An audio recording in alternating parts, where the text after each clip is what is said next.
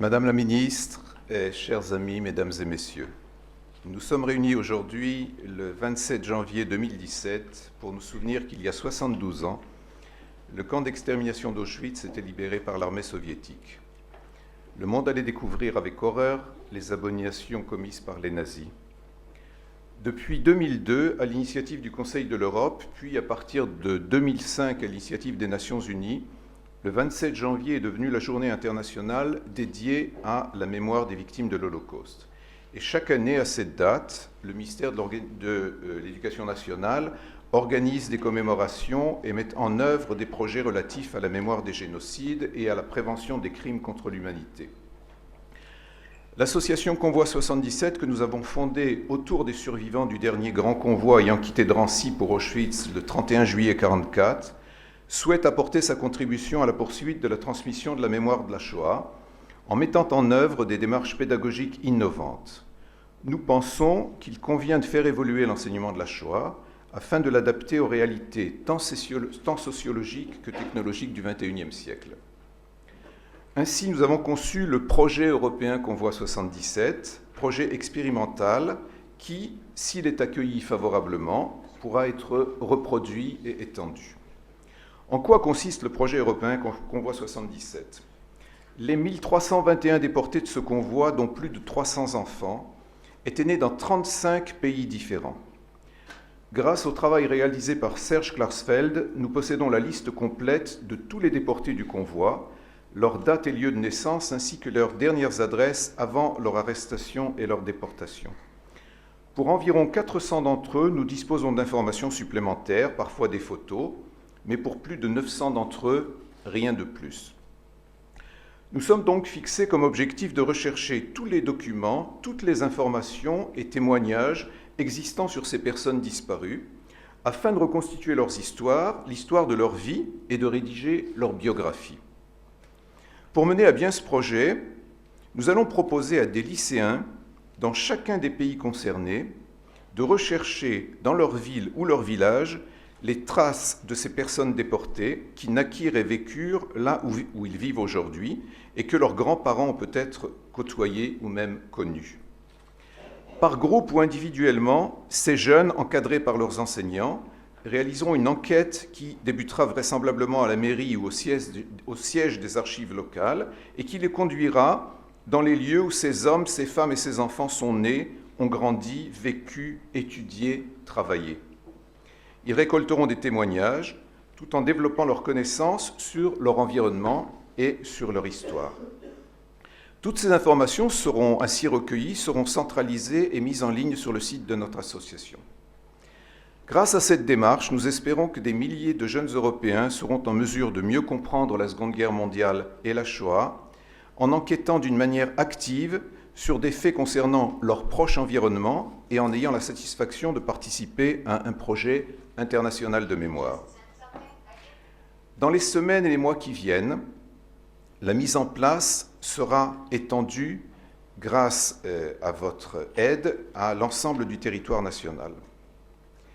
Ce projet n'aurait pu voir le jour sans la collaboration et le soutien actif du ministère de l'Éducation nationale et sans votre engagement personnel, Madame la Ministre, et je souhaite, au nom de notre association, vous en remercier aujourd'hui du fond du cœur.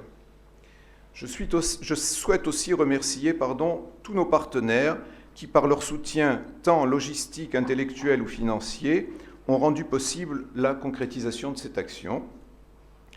L'Union européenne, le ministère de la Défense, le secrétariat d'État aux anciens combattants et victimes de guerre, le ministère des Affaires étrangères, l'Assemblée nationale, la DILCRA, la Fondation pour la mémoire de la Shoah, la mairie de Paris, la SNCF, l'AEFE, le Mémorial de la Shoah, Sciences Po, les Archives nationales et de nombreuses associations comme les Fils et Filles des déportés juifs de France, le Projet Aladdin, l'OSE, le CERCIL et le comité d'ASF d'Allemagne.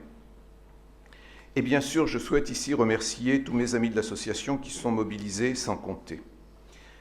Le projet européen Convoi 77 a aussi débuté en Allemagne, en Belgique, en Pologne et en Algérie et devrait prochainement démarrer au Maroc, en Russie et en Italie.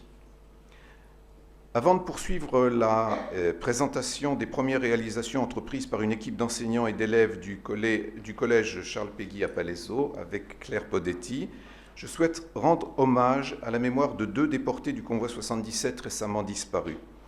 Régine Jacubert, la mère de notre ami Jackie ici présent, et Charlotte Chapira. Je souhaite également remercier de leur présence et de leur soutien les survivants et survivantes du convoi 77 qui se trouvent aujourd'hui parmi nous. Je veux vous dire que vous êtes notre source d'inspiration et de courage et que nous nous engageons à poursuivre votre action. Je vous remercie.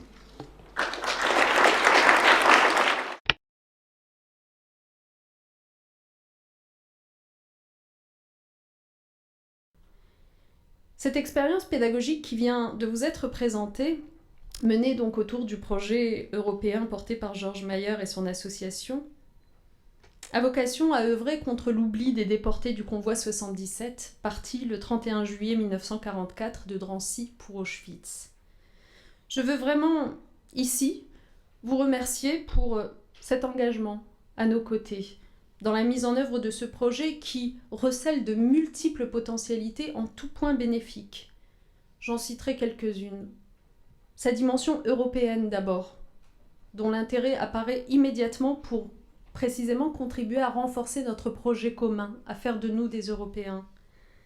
Sa portée pédagogique ensuite. Nous savons combien les élèves, et ils viennent de le démontrer, sont sensibles à ce sujet dès lors qu'ils en deviennent des acteurs à part entière, chargés de découvrir ce que fut le parcours de ces déportés, concrètement, de leur redonner une identité. Retrouver un nom, mettre sur ce nom un visage, situer le lieu où la personne est née, découvrir son environnement et le contexte politique qui l'a contrainte à l'exil, découvrir le processus d'anéantissement qui s'abat sur elle, la traque, les persécutions, l'internement, les humiliations, le traitement inhumain jusqu'à la déportation dans ces wagons à bestiaux.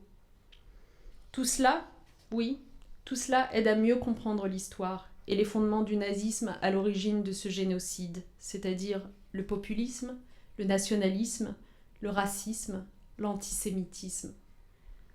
Tout cela permet de mieux se rendre compte, au-delà de ces chiffres assourdissants de plus de 6 millions d'êtres humains exterminés, dont 1,5 million d'enfants, mieux se rendre compte que la Shoah n'a pas de précédent dans l'ampleur de son inhumanité. En décidant de mettre en avant cette expérimentation menée dans les académies de Créteil et de Versailles, je souhaitais tout simplement vous montrer un exemple d'activité pédagogique particulièrement vertueuse, dont une large part de la communauté éducative doit s'emparer.